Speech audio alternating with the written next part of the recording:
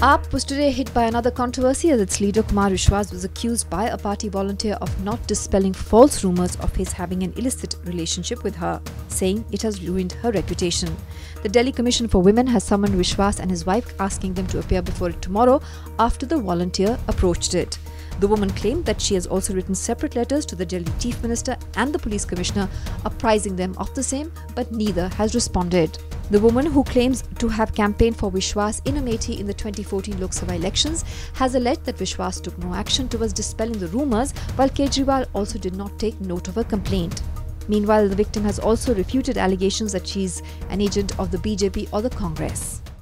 जी ना तो मैं बीजेपी में हूँ, ना मैं किसी बीजेपी की एजेंट हूँ, ना कांग्रेस की एजेंट हूँ। मैं सिर्फ आम आदमी पार्टी की कार्यकर्ता थी। अगर मेरे ऊपर कोई ब्लेम रखे हैं तो मैंने कुमार विश्वास से अपील करी है कि कुमार विश्वास आकर देश की जनता को साफ साफ बताएं। वो बताना चाहते हैं तो बताएं, नहीं तो मुझे धमकी भी दी गई है। मुझे अपनी जान का खतरा भी है। उन्होंने मुझसे कहा है कि संतोष कोहली की तरह मरवा भी दी जा सकती हो।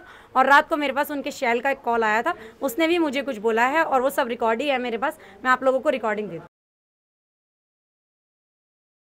जब मैं संबंधों को नकार रही हूँ तो उनको कहिए ना, देश की मीडिया के सामने आएँ और बैठकर सबको बताएं कि उनका मेरा कोई ऐसा रिलेशन है ही नहीं, तो वो बता क्यों नहीं रहे हैं, क्यों नहीं सामने आ रहे हैं वो, और मुझे धमकी दे रहे हैं। रात को भी मुझे फ़ोन करके धमकी दिलवाई गई है।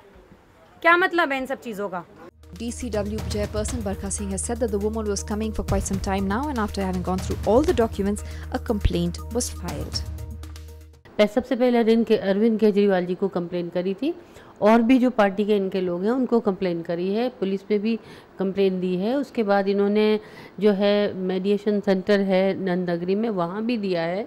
वो सारे कागज़ हमारे पास मौजूद हैं।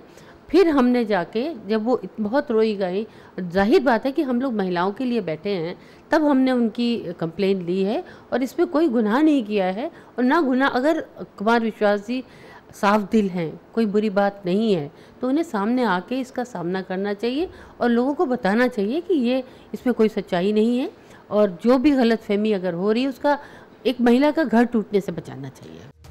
Meanwhile, BJP leader Vijayendra Gupta led a scathing attack on Kumar Vishwas and said he must clear his stand.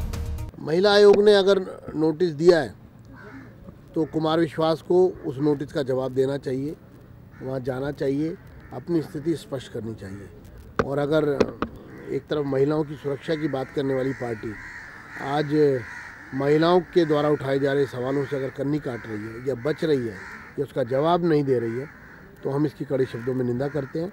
और ये एक मामला नहीं है, महिलाओं से जुड़े हुए कई मामलों में देखा गया है कि सरकार का रवैया या तो उदासीनपूर्ण है या उपेक्षा से भरा हुआ है।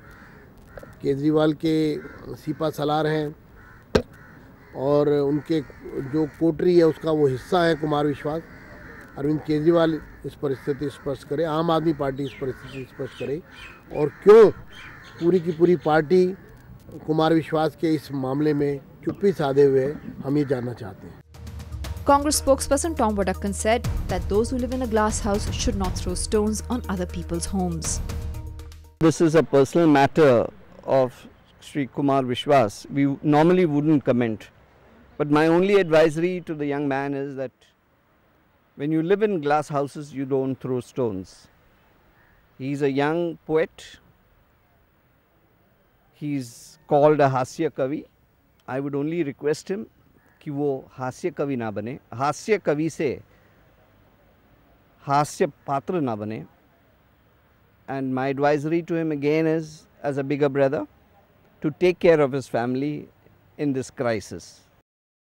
Powered by NNIS.